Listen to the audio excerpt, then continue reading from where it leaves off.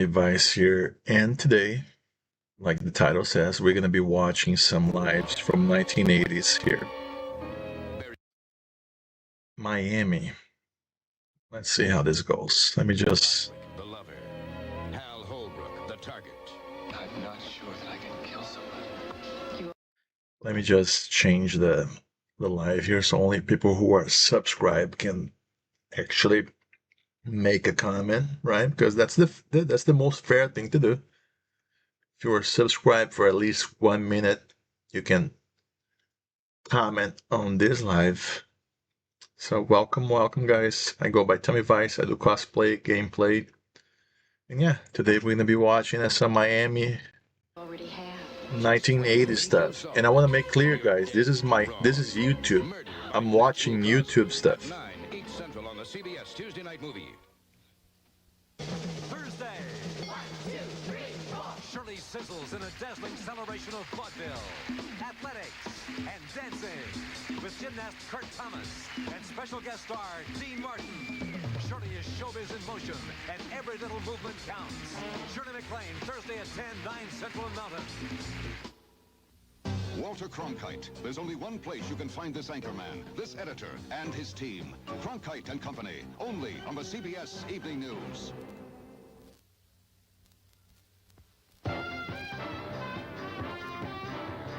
Think you Pay off. We'd work something out. It's a great Monday night starting at 8, 7 Central. This is CBS. We all grew up on the Carters.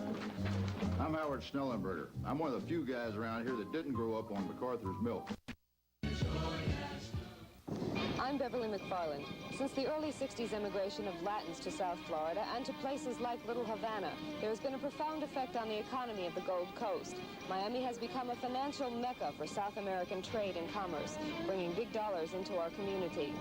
With the latest influx of refugees, questions are surfacing. Will these people continue to contribute to our bustling economy or strain social services and the housing market to the breaking point? We'll show you in a special report starting Monday night at 11. Jack Nicholson stars in 5 Easy Pieces tonight.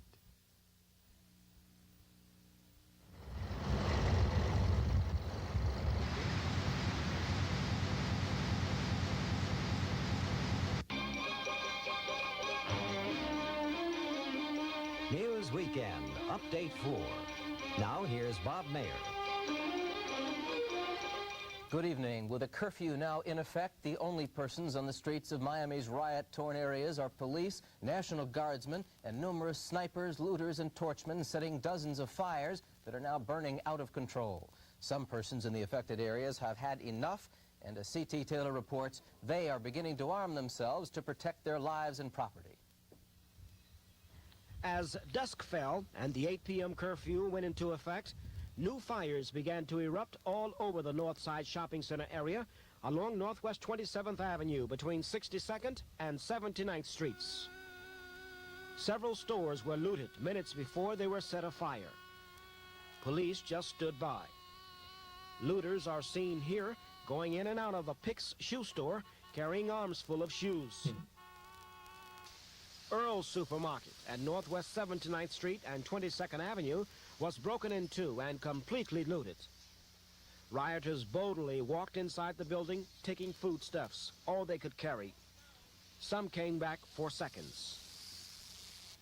Police were able to apprehend some of the looters. Police ordered the intruders to lie face down. They were handcuffed and later taken to jail. Several light industry buildings were set afire. Flames and smoke could be seen for miles away. The tensions in the area prompted some white residents to arm themselves, brandishing their rifles and pistols for all passers-by to see. I've got a little boy. I'm going to protect him. I'm going to protect my property. I never did anything to them people. They don't have no right coming in here and doing something to me. I feel that the black people have an absolute feeling, and they should feel as the way they do. But why? As we feel as we do. We are working people who work around these black people all day long, and we feel for them. Why are they putting this on us?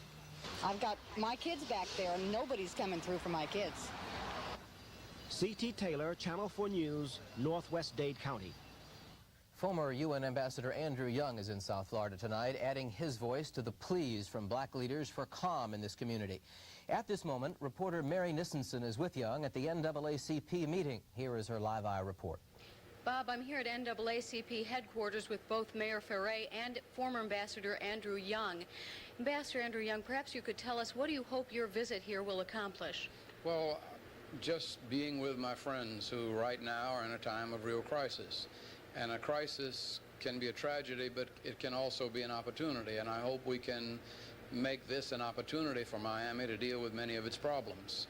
But first, I think the violence has to stop, and people have to realize that the hurt really is hurting the very neighborhoods in which they will live. You know, I've been in a lot of these, and Watts still bears the scars of 1965. Washington still hasn't recovered from 1968. The more damage done, the more harm it does the black community particularly. There are some people who are frightened that once violence like this begins, there's just no way of stopping it. Do you feel confident you can do something here? Well, I think that violence proves itself to be non-productive. I mean, after a while, people express their rage, and once that rage is gone, they realize we can't survive together violently, and that we have to work together. And I think it's in the aftermath of the crisis, and I hope that the crisis is past, that constructive forces throughout the community might come together and see what can be done to undo the fact that many people in the Miami area felt that the system had betrayed black people. It no longer served the needs of black people. It didn't respond to the interests of Haitians or school superintendents or people on the street being arrested by law enforcement officers. The political grievances, the jury system, the housing, the jobs, the whole system, I think, has to be, in a sense, put on trial by those of us who want to see Miami serve all of its citizens, and I think that's why we're here.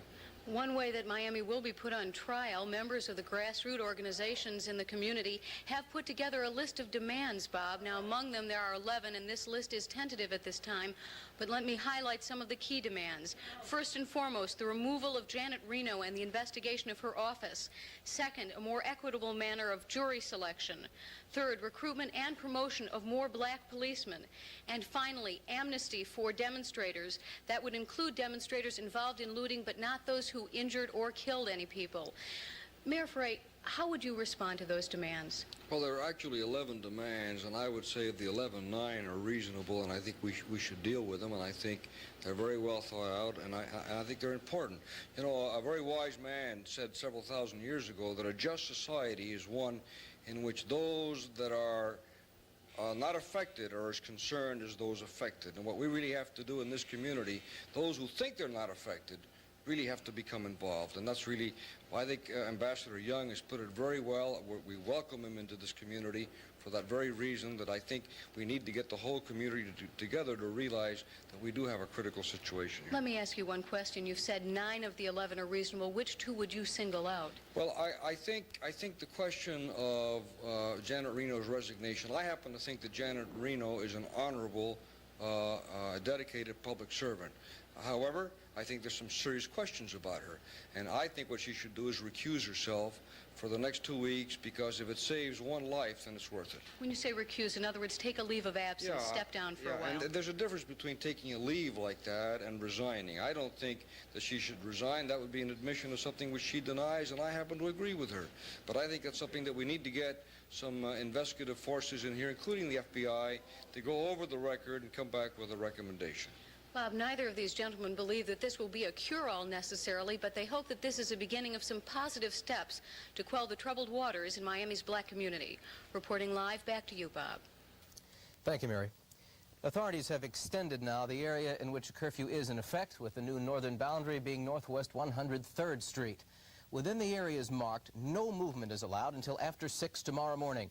In the Northwest area, the curfew is in effect from 103rd Street south all the way to the Miami River, with Northwest 37th Avenue, the western border, and I-95, the eastern border.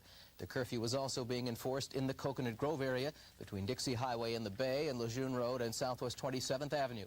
Again, no movement will be allowed in this area. Authorities have set up an escort arrangement for serious emergencies. And late tonight, Dade County Police announced that still another area, the entire city of Opelika, has been placed under curfew.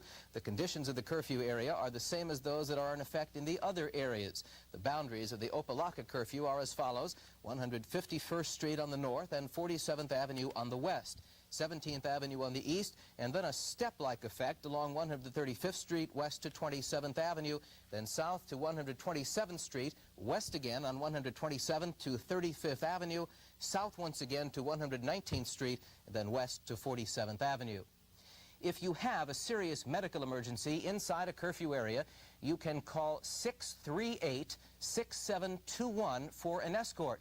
Again, this number should be used only for medical emergencies. Miami Police Chief Kenneth Harms is holding a press conference at this hour to brief the public on what's happening. Reporter Bob Jackson is standing by now at police headquarters with a live-eye report. We'll have that report in just a few moments, I'm told. Governor Graham made a statewide television appearance this afternoon saying there would be a further probe into the McDuffie killing, but urging blacks and whites to calm down and restore order.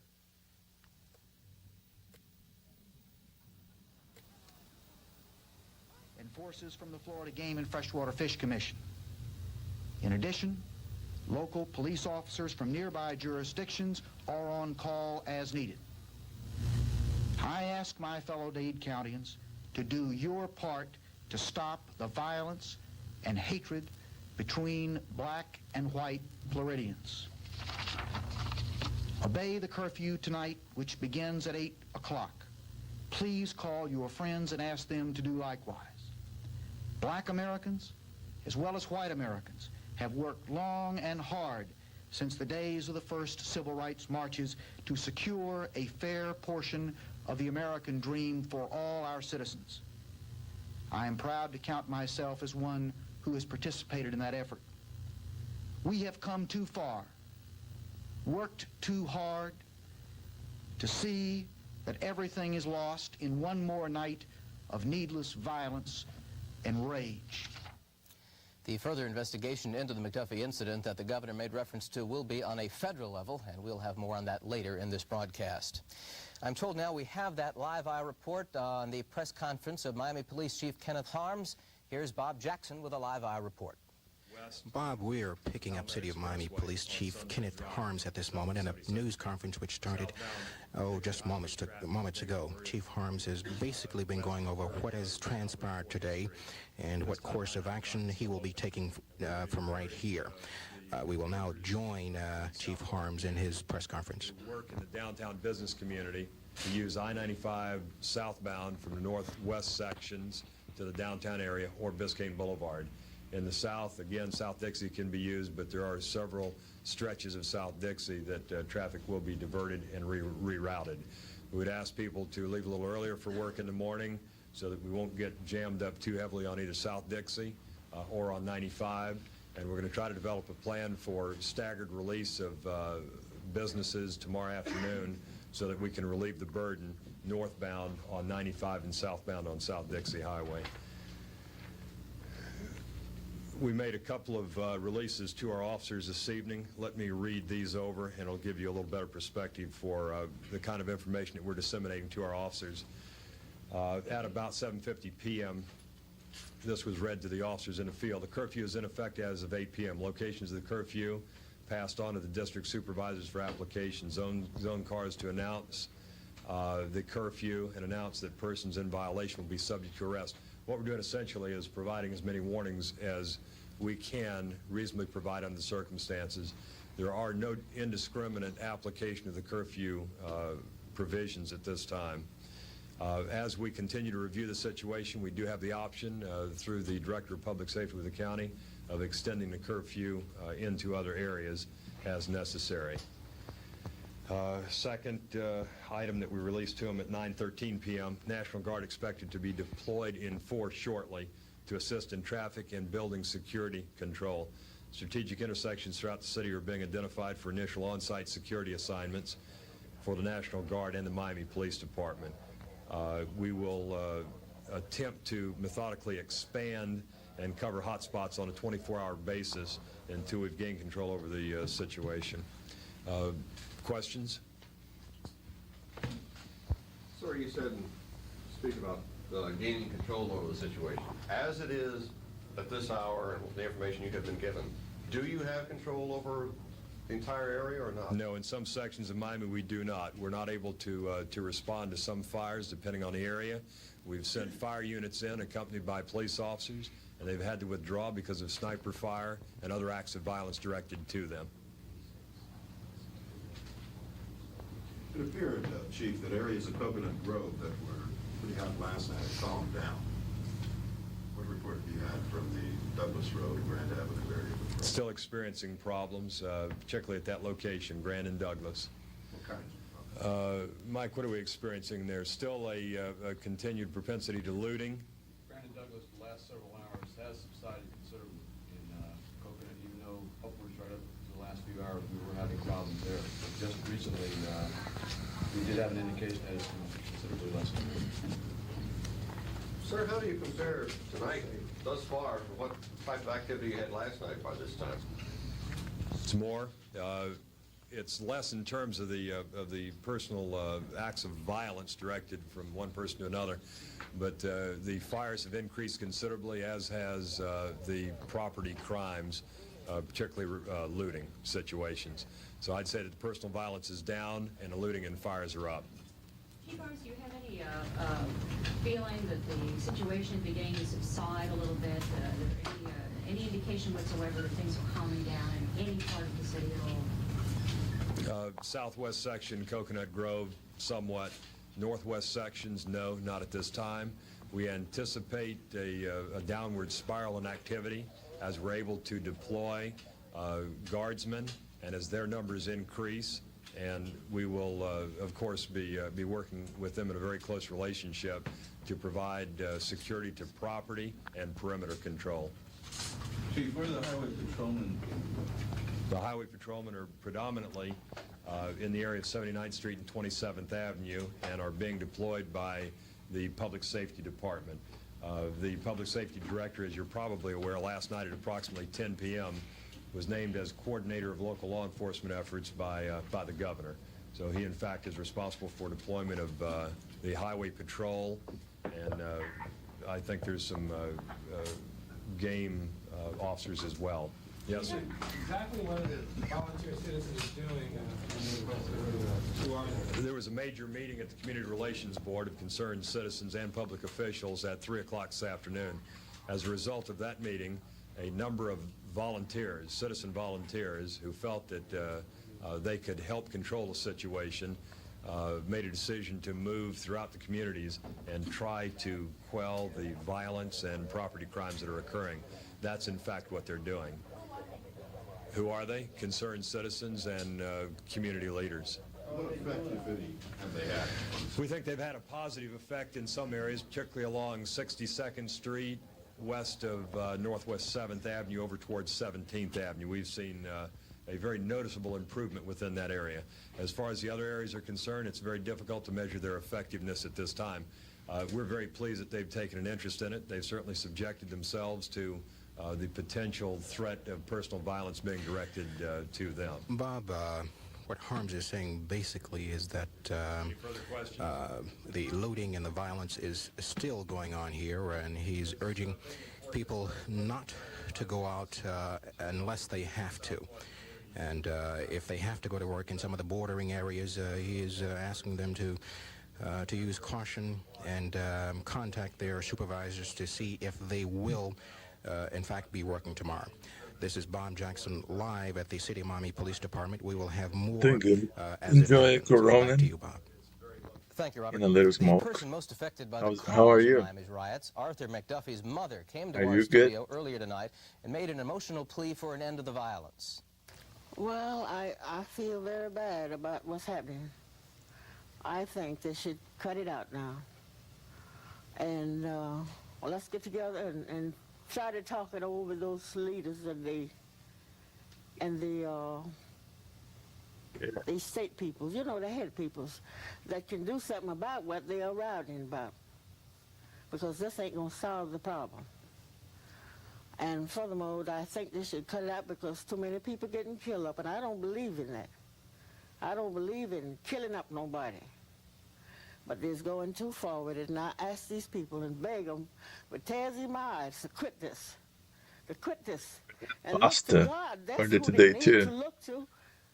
It was. What's the name of the American pasta that you guys love here? It wouldn't happen. They don't have no guardian. There's nobody else eats the. Terrible things. What's the most famous pasta in America? That's what it has a lot of cheese. I would like to say to the Forgot the name. People that doing this in But the yeah, community. I had that with like meat Cut it out. It ain't no good. on top of It ain't it. no good. And it have did enough. They have did enough to stir up the people and let them know what they mean. It's time to stop. It's time to stop. They're killing up people. They got bunch of children, a lot of children. Fathers got children. Peak at Jackson Memorial Hospital. Jackson Memorial Hospital. No, I like Alfredo. I like fettuccine Alfredo. Is there other one? There's like a melted cheese. It's like this is the most American thing. Let me see. Now I need to find the name. It's the most American pasta. American. I don't even know if it would be considered pasta. American kinds of pasta.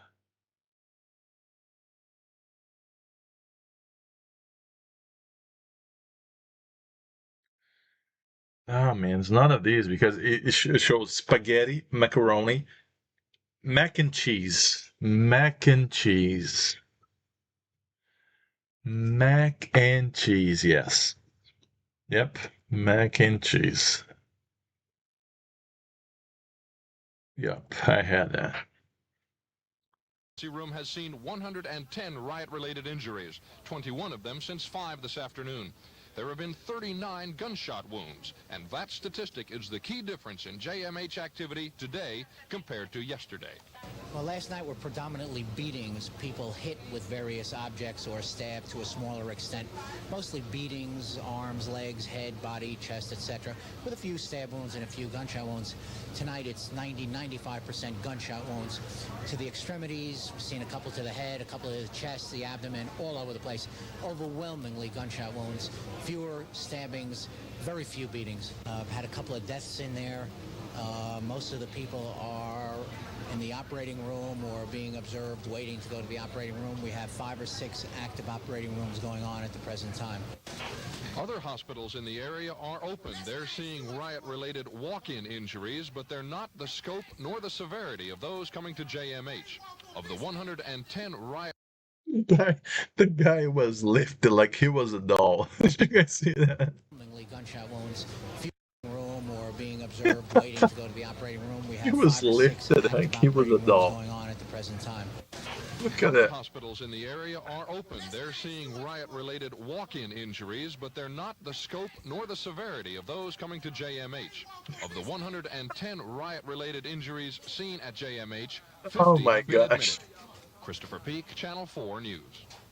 So far, more than 250 persons have been arrested, most of them in the city Oh, of Miami. man. In addition, 25 juveniles have been taken to Youth Hall. Most of the arrests have come inside the Miami city limits. Charges range from loitering to attempt...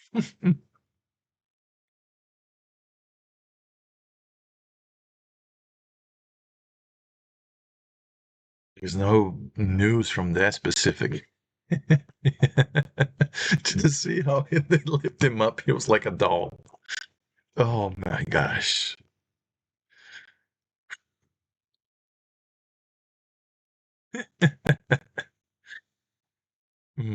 There's no stuff from back then. Okay, there's one.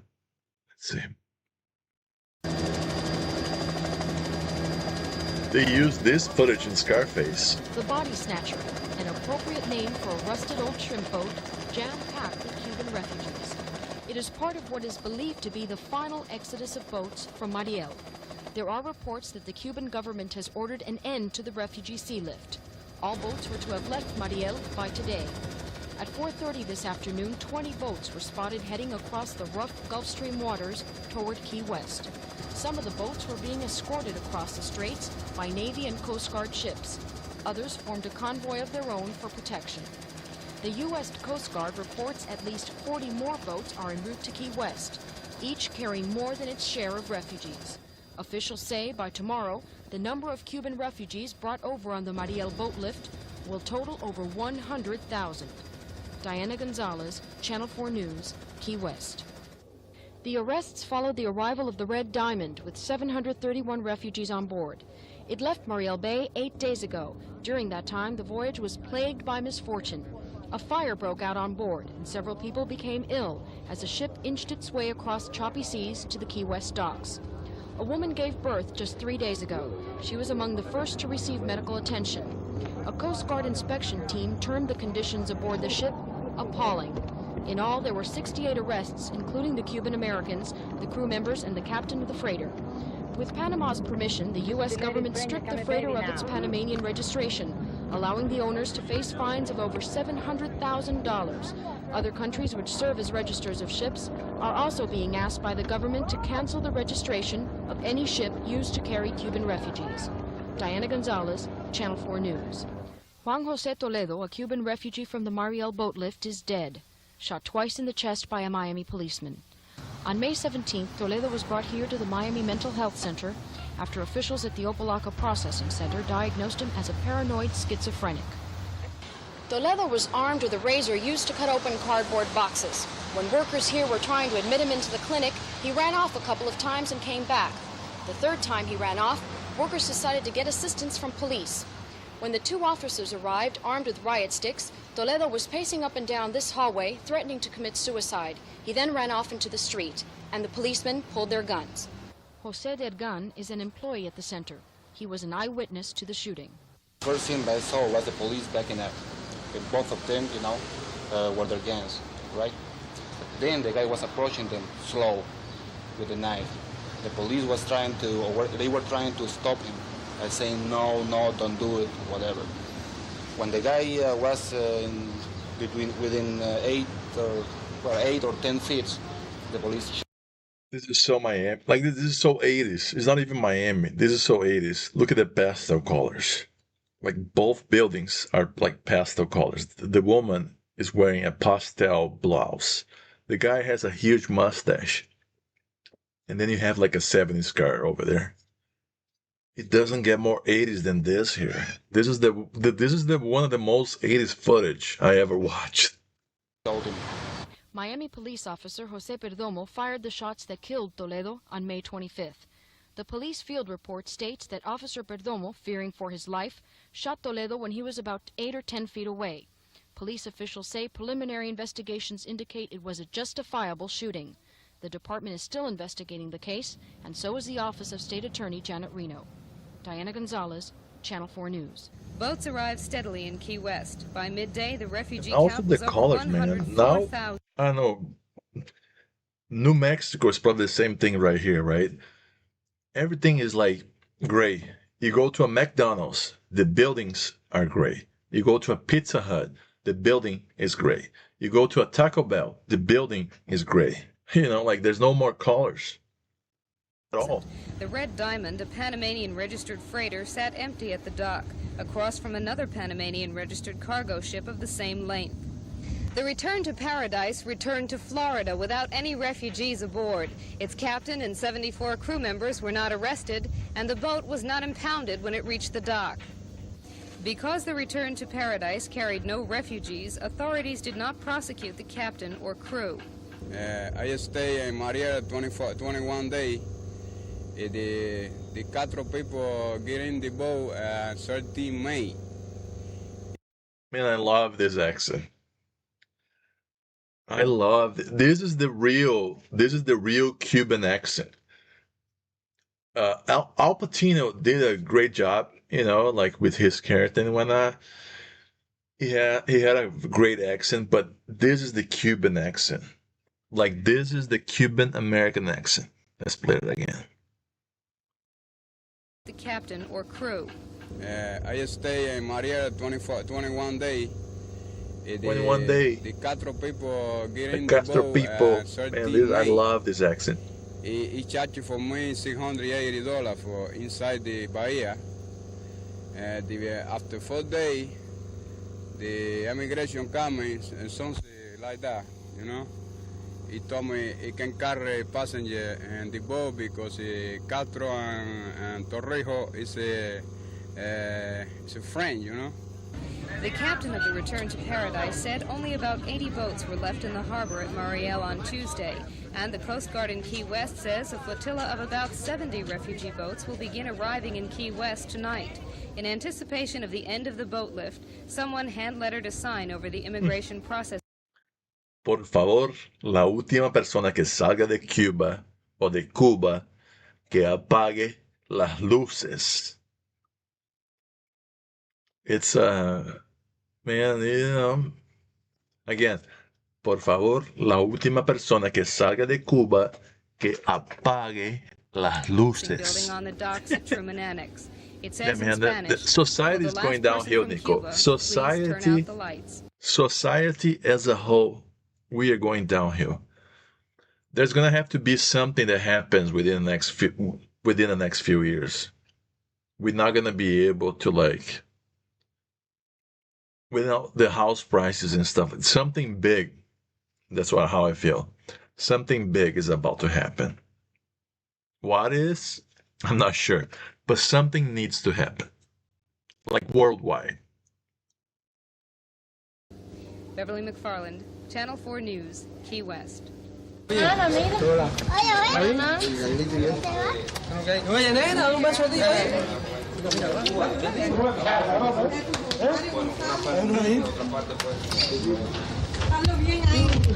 I was able to get in to the camps and work as a volunteer translating for my husband's official, for the sergeant. And that's, I think, speeded up my being here. It is an all-too-familiar sight, a motley assortment of boats awaiting a turn at dock space, customs, immigration. 110,000 crammed aboard anything that will float. We have a hole in the side and we're taking on water. We need to get rid of some of this load, over. They are backed up all day and far into the night. Hundreds, thousands of single men. Look at their shoes, a Marine mutters as the long lines shuffle forward. They all have the same shoes, Cuban prison issue. The refugees pour out of the gaily striped tents at the Trumbull The same type of shoes that Tony Montana had on it. Point Naval Air Station. This group will go to Camp McCoy, Wisconsin.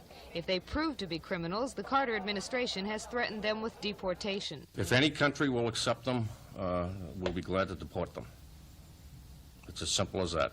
Is there any country that will take them? No. Tom Casey, the chief coordinating officer of the Federal Coordinating Management Agency, presented an appreciation plaque to the Marines this morning. 800 of them are leaving tomorrow to be replaced by another division only half as large. The best estimate of boats left at Mariel is between 15 and 60, so it appears that the end is finally really in sight. Beverly McFarland, Channel 4 News, Key West.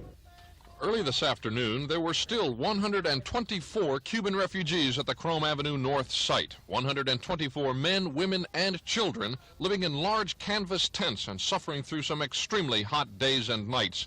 Instead of offering cooling shade, the canvas tents seem to absorb the Everglades sun. The refugees are served their meals in a cinder block building, and they shower behind a wall of blankets. There are no recreational facilities, and the camp seems to be as basic and as boring as anyone could make it. But the people are sent here from the Opelika Processing Center to await their relatives. With few exceptions, they spend less than 72 hours here. And the camp also serves another function, that of finding jobs for those who want work. The Church World Service has had some luck with lining up sponsors offering jobs. We've gotten a group of 8 men and a woman to Colorado to work in a ranch, cattle ranch. We've gotten a group of 14 to Frostproof in Florida to work in orange groves, and now we're getting a group ready for a group of 12 for California and other groups. Rodriguez says there are very few jobs being offered by local employers. He feels the job wells here are becoming dried up from the hiring of existing local workers. A pessimist might say that life in this camp is unhappy and mentally unhealthy. But an optimist might say that as the disorganized refugee flotilla winds down, this camp's days are numbered. Christopher Peak, Channel 4 News at Chrome Site North. Yep. Those guys, man, they deserve praise. The guys that were on the Mariel boat lift. Let's see the crime impact. Well, Why it's are you gonna not be much, investing man. There's in a lot of politics in this thing. I know 100% of most of the guys that were there, they're not really criminals. They were made to be criminals by The stories of Eddie and Evelio are the politics. real legacy of Mariel, but it's not the stuff of which headlines are made. That spot has been reserved for the minority, Castro's criminals. Only a small percentage of those who came on the Mariel boat lift were either hardened criminals, mental patients, or communist agitators, but they have left their mark. Newswatch 10's Jack Rothhold says, although the crime is real, the fear these cast-offs have created has unjustly scarred their countrymen and the community. Virtually the only thing which stood between Cuban criminals in the streets was one simple question. Were you ever in jail? It was a human shell game, open to human deceit and human error. In the words of one South Floridian who was there, the screening process was a farce. It was a farce if you see how the people that were in the camp were processed after. O sea, for example, any person that went through a camp have to wait for what they call the Washington clearance. So they have to wait for a clearance before they can be released from the camp. We was releasing the people there in the gate, right away. Lazaro Estevez told the INS he was in jail because he was unemployed. In fact, he was a hardcore criminal with the scars to prove it. A tattoo on his chest with the inscription, "Friends are those who are dead." A true product of the Castro jails.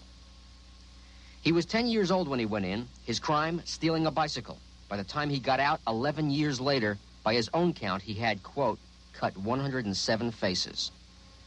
Now he is back in jail in the Dade County Stockade, charged with possession of cocaine. He says, the 11 years I was in jail had a lot to do with it. I know what it is to be hungry. I know what it is to be punished. I know what it is to be killed, or to have to kill. Were you afraid of freedom in this country? That goes without saying, because after 11 years behind bars and then out on the street, it's like you've been dead and then born again. It is a typical story for so many Mariel refugees. Okay, Nico, arriving alone, I'm getting not a little penny in their emotional pockets. here. Their only On skills, my head, the I ones might they need learned to in jail. calm down a little bit. Some of them took to their I'd like old to ways, thank you guys for creating watching. a fear in South Florida Thank that you, grew Nico, out for of being here with me. September 12th, 1981. Time. A Miami police officer is shot If you're dead. thinking The about gunman, being a Jorge moderator, Martinez, is from Mariel. I'm September good 13th, with that, but a would you robbery like at to Burger be King. one? If A you'd like store to clerk be pulls one, out I a can can give of you the mace. permission. The robbers shoot her You know, dead. there's not much The you're gunmen are from gonna Mariel. gain with that. You know, just gonna February have a 2nd, little 1982, what's the Sergio name? Ortega Roja hijacked an Air Florida Like a jet little with 77 aboard tool back to like Cuba. right next to your His name, home but port, that's Mariel. it. But if you are When up they to are being a caught, justice is moderator, swift and sure. I would appreciate it if you could be one. Very fortunate. You're always here, right now. so. That 12 people in the community But, viewed you or viewed the situation in the light that they did. Thank you guys for watching again. This You, was Mr. Tommy Cordell Vice. Pina, are an ungrateful sociopath. You are. This was Tommy Vice looking at some of the news about Mariel, the boat lifts, Miami news in general in 1980s. Again, guys, thank you so much for watching. Let me just play one last music, and then I'm gonna end this live. El Rey y Yo. I'll be right back to finish this live.